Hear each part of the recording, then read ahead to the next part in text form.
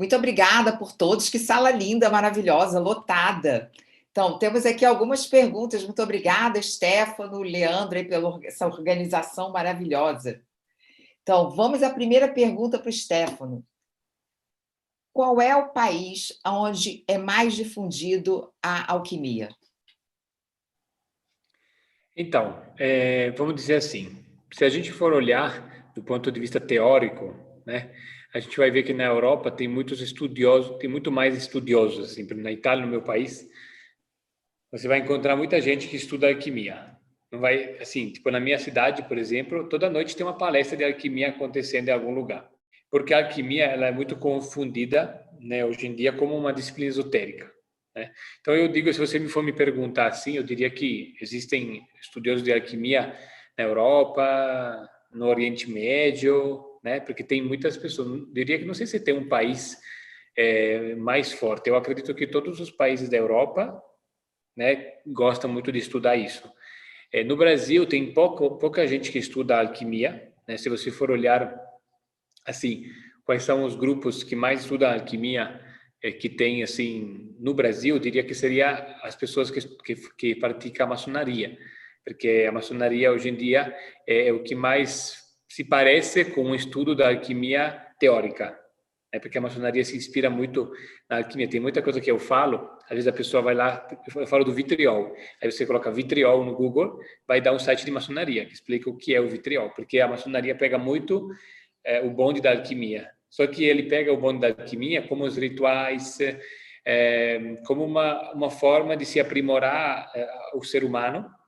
Só que assim, a alquimia, ela era uma ciência, uma pseudociência. Hoje para a ciência não é mais uma ciência, né?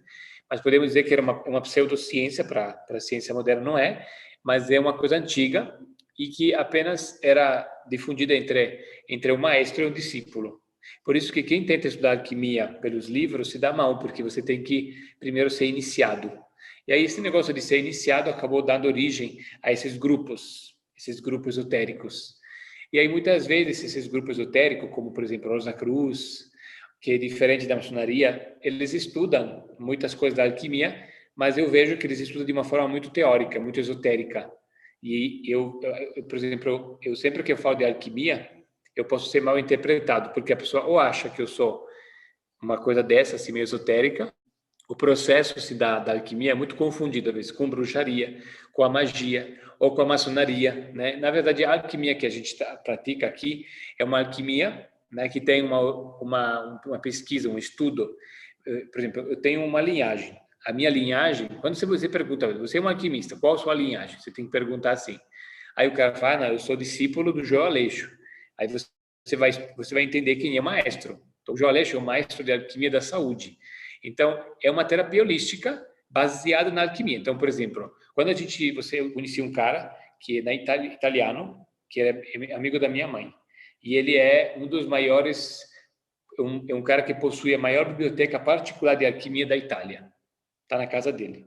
Ele tem todos os textos em latim, em grego, tudo. E ele já estudou todos. Aí a gente conversou sobre alquimia. Aí eu falei para ele, olha, o que você faz no Brasil com alquimia? Aí eu falei para ele que eu trabalhava com as alquimias, que fazia a tintura da planta e a gente tomava a ânima da planta e tinha os processos.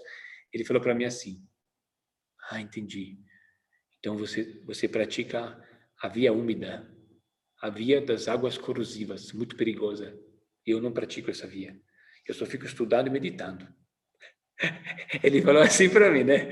Ele falou que diz que para ele assim o mecanismo do vitriol é uma meditação. Ele medita, ele vai, né? Aí, tipo, sabe, é o jeito dele lá, né?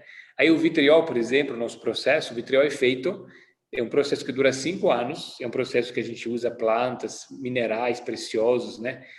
Diamante, rubi, usa várias pedras e faz um processo que dura 3 anos primeiro. Aí prepara tudo. E depois coloca essas substâncias alquímicas dentro de vidros como esse, por exemplo. Vou pegar um que é mais bonito. Essas alquimias, elas passam por um processo musical e elas vão entrar dentro de um sino harmônico como esse que é fabricado em Veneza. E aí essas substâncias elas vão sendo imantadas e impregnadas de um som. Esse som, por exemplo, ele tem uma vibração que leva por uma região da aura. E quando você toma essa alquimia, que chama-se vitriol, essa alquimia ela vai te levar a fazer uma viagem onírica. Você vai dormir e você começa a sonhar com os teus traumas. Com os traumas astrológicos, por exemplo. Se eu teve traumas que na minha vida, toda vez que eu tentei construir materialmente, eu perdi dinheiro, esse trauma não é só um trauma psicológico, pode ser um trauma do touro. O meu touro ficou traumatizado. Aí eu vou usar uma nota musical, que na alquimia a gente sabe que vai lidar com o touro, e eu vou colocar um remédio do touro para ir na direção do touro. Quando eu fizer isso, tudo que tiver de frustração na região de touro vai ser removido do meu corpo. Aí eu vou começar a sonhar e a limpar esses traumas. Quando eu acordo, eu vou estar renovado e eu vou limpar todas aquelas coisas que aconteceram com o touro. Então, eu vou meio que retificando cada arquétipo, como se quando você vai no mecânico, vai retificar o seu carro. Então, é como se tivesse uma alquimia tem um potencial de retificar o ser humano perante suas emoções e descorromper, assim, parasitas que estão há anos com você. Então, é um processo muito de saúde, mas não de saúde física só. Ele trata a saúde física, a saúde mental e a saúde espiritual, porque o espiritual seria o astrológico. E aí você praticamente vai trazer à mente aquilo que às vezes a gente ouve muito falar no desenvolvimento humano, que você quer ser a sua melhor versão, né? Quero buscar a melhor versão. Só que o problema é que às vezes a melhor versão a gente busca muito pela mente, tentar destravar a mente, né? E tem muitas técnicas boas, mas às vezes a gente encontra um limite, porque a mente ela pode ser melhorada, a gente pode se autocondicionar, mas às vezes tem trauma que está bloqueando a gente, né? E aí a gente não está conseguindo. Então você consegue, através da alquimia, usar essa ciência assim muito poderosa e muito incrível para ir além e conseguir destravar. Então eu, por exemplo, era uma pessoa que tinha muito problema de saúde emocional, física não, era jovem, mas eu tinha muito problema de saúde emocional, eu não conseguia fazer as coisas que eu queria, era muito atrapalhado, e hoje eu consegui me erguer assim como uma pessoa com uma certa maturidade e que consegue, com uma idade assim de 37 anos, que é uma idade legal, assim, ter uma consciência do seu propósito muito profunda e fazer coisas que um dia eram impossíveis para mim, né? Então, eu não sou um cara que fui sempre assim, eu me tornei assim. Então, tem gente que já é bem livre. Aí o cara nasceu bem, se educou bem, sabe? Se deu certo na vida, teve sorte na vida. Eu não. Eu teve um processo de sair do casulo, né? Deixa eu aproveitar isso que você está falando para engatar numa outra pergunta que vem, tá bem, procede aí o que você está falando. Qualquer pessoa pode se tornar um alquimista? Sim, só que assim, né, aquela história, às vezes a gente fica achando que, eu vejo isso muito nos cursos que a gente faz, né, como curso de Theta Healing, curso de hipnose, né, o cara faz um curso e fala, bom, sou hipnólogo, o cara faz um curso e fala, sou Theta Healer, né, tudo bem, você pode se certificar com uma coisa, eu acredito que a alquimia, você pode fazer um curso e dizer, sou alquimista, tem um certificado, você faz, mas como outras coisas, né, como não faz sentido você ser padre, você falar umas coisas e fazer outra, né? Agora, em tudo é assim. Também se você tenta healer e você não pratica o que tem na sua vida, não faz sentido. Só que assim, às vezes uma técnica específica, por exemplo, um hipnólogo não precisa obrigatoriamente hipnotizar a família, né? Tá. Mas de repente pode usar algum conceito da hipnose na família para, claro, para ajudar. Então, é claro que quanto mais uma pessoa vive a sua verdade, só que assim, por exemplo, médico trabalha muito com a saúde, mas ele se fica dando remédio alopático todo familiar, a familiar vai se intoxicar, né? Então, assim, tem um limite, mas o médico, se espera que o médico não fume, né? Que o médico coma bem, né? Se espera. Mas a gente vê médico comendo besteira, médico comendo... Então, assim, na alquimia, isso é muito importante. Se você é um alquimista, o teu principal currículo é a sua vida. Por isso que eu sempre falo, eu não estou muito atrás de certificado, eu estou atrás de resultado. Então, assim, avalie a minha vida, né? Avalie, o alquimista, ele se mostra pelos seus, não só pelos seus conhecimentos, mas como ele aplica na sua vida o conhecimento. Por isso que, às vezes, assim, eu gosto de observar a vida de alguns alquimistas. Por exemplo, quando eu olho para o meu maestro, eu não fico me preocupando só com o que ele fala. Eu me preocupo, eu observo o que ele faz. Às vezes a gente é imperfeito. A gente tem suas imperfeições, não é que a gente é iluminado, mas a gente lida com as imperfeições. Como é que a gente lida com nossas imperfeições? com o desafio diário de lidar com tantas pessoas, com tantos desafios. E isso é a ajuda do alquimista. Então, eu acredito que o melhor grupo do alquimista é a sua vida. É como ele leva. Então, assim, você pode estudar, mas tem que praticar. Por isso que a gente gosta muito de ensinar alquimia, mas tomar alquimia. Porque você não fica muito na teoria. Não, eu entendi o que é isso, mas você entendeu, tem que entender no estômago. Tem que botar para o estômago, tem que digerir uma alquimia, fazer uma viagem onírica e liberar suas memórias. Senão fica só na teoria, né? Já vou aproveitar essa para a próxima que eu tenho aqui. Então, tá bom que a gente está engatando uma na outra. Qualquer pessoa com qualquer tipo de ou patologia ou sentimento pode tomar os florais? Então, primeiramente, só uma questão que eu quero falar. A alquimia, ela não se coloca para fazer, tipo, concorrência à medicina alopática, né? A medicina alopática, eu acredito que é uma medicina que ela vem com uma série de tecnologias maravilhosas, né? Por exemplo, a medicina teve muitos avanços, né, hoje em dia. Por isso que a medicina tem uma treta um pouco com a alquimia, porque os alquimistas eram os médicos primordiais. Se você for olhar estudar a medicina, os primeiros médicos eram alquimistas, né? E a medicina hoje não se baseia mais sobre a alquimia. Inclusive, tem muitas coisas, muitos postulados modernos da alquimia, da medicina, que não respeitam certas leis antigas, né?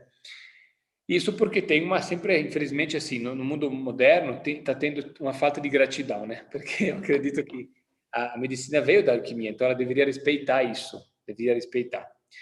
E aí a gente, assim, eu acredito que um dos legados do alquimista é conseguir costurar o que foi feito de bom no mundo moderno, o que nós temos de bom, porque tem coisa, por exemplo, eu mesmo, tem coisas que eu vou procurar medicina, não vou teimar na alquimia. Eu, quando faço prevenção eu faço na alquimia. Agora, tratamento de uma coisa grave, eu vou para a medicina. Porque se eu estou, assim, com uma infecção grave, às vezes eu tenho que tomar um antibiótico, né? Não tem jeito, né? Percebi que eu tenho vermes, eu tenho que tomar um vermífugo, né? Existem alquimias para verme? Existe, mas tem coisas que a química é mais forte. A química consegue acabar com a bactéria mais rápido. Agora, se a gente exagerar, às vezes, com as químicas, as bactérias podem ficar espertas e resistentes. Então, a gente tem que aliar as duas coisas, saber quando é hora de uma coisa, quando é hora de outra, né? E a alquimia, acredito que pode ser bom para todo mundo, só que a pessoa ela tem que ter uma abertura a sentir o seu corpo, porque a alquimia uma alquimia que você toma, como essa aqui do meu maestro, que a gente toma, ela vai interagir com o teu corpo como se fosse, por exemplo, como se você, Clara, você fosse alquimia. E você fosse falar para mim, Stefano, se acalme. Precisa se acalmar, você está muito acelerado. Calma. Se eu não estou querendo te ouvir, você pode falar o que você quiser. Eu estou ali, estou rápido. Você fala, Stefano, se acalme. Fica quieta. Não, eu não quero ouvir. Então, assim, a alquimia não é uma coisa que é tipo assim, vai pegar, porque a diferença é, a alquimia é como se fosse você no meu ouvido dizendo, ó, se acalma, precisa falar mais devagar. O remédio alopático é tipo assim, me dá uma martelada, agora você vai se acalmar. Tipo assim, o alopático, ele vai lá e te acalma na marra. É tipo um negócio forçado. Por isso que você toma um remédio tem efeito colateral, porque ele bloqueia certos processos e aí aquilo que é bloqueado tenta sair do outro lado. Agora, Sim, trata o sintoma, né? Não a causa de verdade. Então, quando você trabalha com alquimia, você pode tratar de repente a causa, mas para tratar a causa, o cara tem que querer. Por isso que assim, eu vejo muitos médicos, eu vejo que tem uma dificuldade, eu vejo que muitos médicos praticam a PNL no consultório para convencer o cara a escutar o tratamento, porque hoje em dia qual é o problema do médico e qualquer terapeuta? E entender, fazer entender ao cliente que tem que se cuidar. Que se o cliente não tomar o remédio, não vai funcionar. Tem que tomar. Tem gente que tão dispersa e tão rebelde que nem toma o remédio, não muda a sua vida. Então, por isso que a alquimia ela pode ajudar muito, mas a pessoa tem que depende do grau que a pessoa quer de verdade se transformar. Quanto ela está disposta a deixar o que faz ela adoecer. Que tem gente que morre por quê? Porque não consegue destravar o processo da doença. Por quê? Porque ele virou a doença. Por isso que a gente fala assim, eu falo assim, nunca fala que você é assim, fala que você está assim. Que eu posso estar hiperativo, mas eu não sou hiperativo. Se eu começar a dizer eu sou hiperativo, significa que você é como fazer Stefano Grade hiperativo. Não, não é meu nome. Eu posso estar hiperativo, eu posso me tratar disso. Então, qualquer doença, tem gente que acha que a própria doença é ele mesmo, ele é o representante da doença. E a doença está com você, ela pode sair de você se você desapegar dela, né? Sim. Falando de doença, por acaso, tem aqui uma pergunta a respeito de uma patologia específica, que é perguntando se alguma coisa nesse seu trabalho pode ajudar uma pessoa que tenha zumbido no ouvido. Tá. Então, existem alguns incômodos assim que são incômodos que a gente resume assim, que no nosso corpo existem três substâncias. Existe a copa da árvore, existe o meio da árvore, o meio, o tronco, e existem as raízes. Então, tem problemas e doenças que atacam a cabeça, a copa da árvore, existe que é o meio e existe a parte de baixo. Zumbido no ouvido é uma coisa que ataca a cabeça. Então, qualquer coisa que ataca a cabeça pode ser um tipo de parasita ou um tipo de excesso de energia na região da cabeça. Então, a gente, para trabalhar tontura, zumbido de ouvido, dor de cabeça, amigdalite, sinusite, vai trabalhar esses chakras mentais, do quinto para o sétimo. E vai trabalhar, fazer algumas limpezas. Então, por exemplo, a gente vai procurar limpar os miasmas, os parasitas da região, porque esses zumbidos, essas coisas podem ser fruto de excessos de energia aqui. Então, às vezes, a gente tem que entender uma coisa, que a ciência moderna acredita assim, toda dor de estômago você vai tratar com, sei lá, omeprazol. Tá com uma digestão? Omeprazol. Não funciona? Toma esse. É mais ou menos assim, porque você vai trabalhar o sintoma.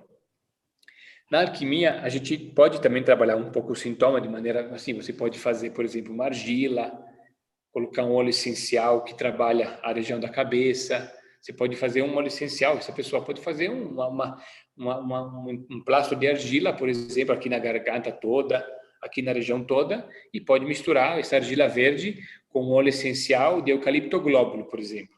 Daí ela pode dar uma limpada, assim, um detox na região da cabeça. Mas o que precisa se entender ali, para poder realmente resolver o problema, é tentar entender a história da pessoa. Então, saber a doença não quer dizer nada. A doença é só, tipo assim, é um sinal de alarme. Tipo assim, como se fosse assim, né?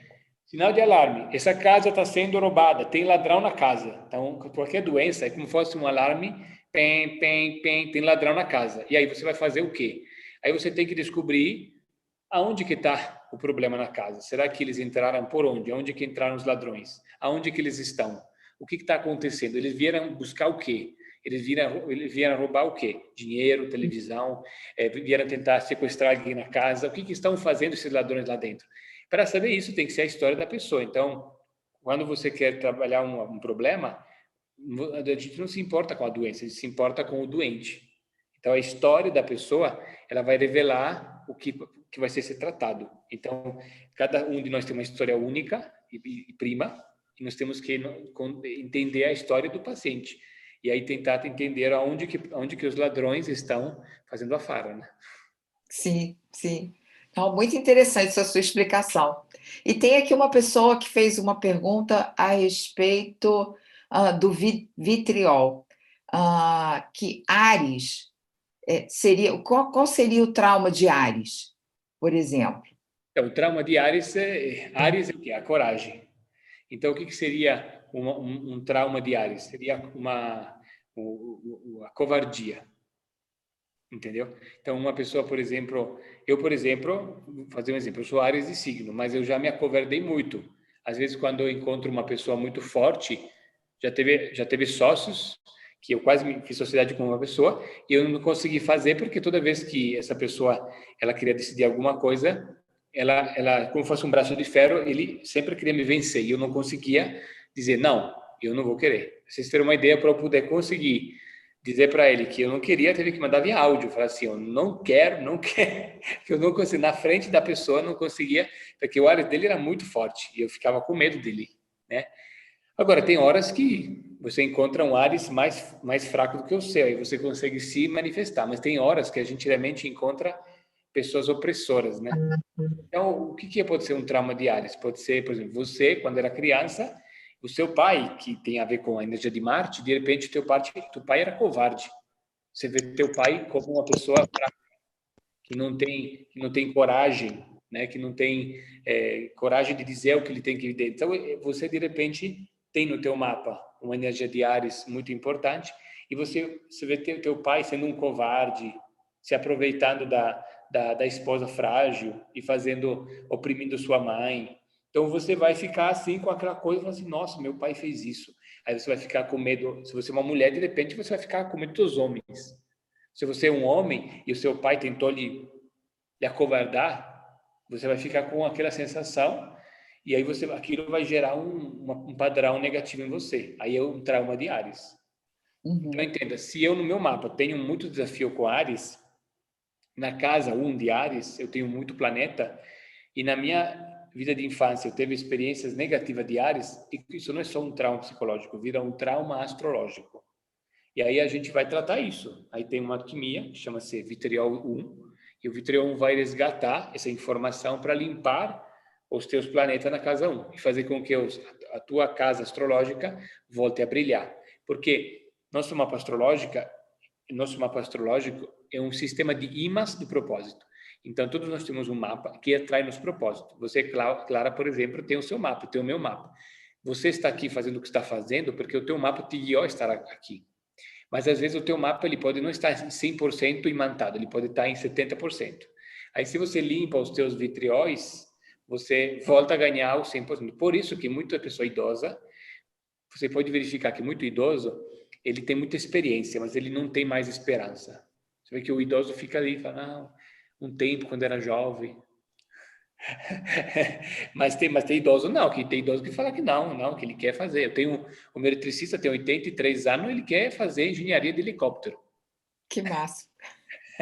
Aí eu tenho chamo ele, vamos fazer uma live um dia desses. Eu quero que você conte isso no YouTube. Verdade. Olha, muito obrigada, adorei as suas respostas e achei incrível participar disso com vocês. Muito obrigada.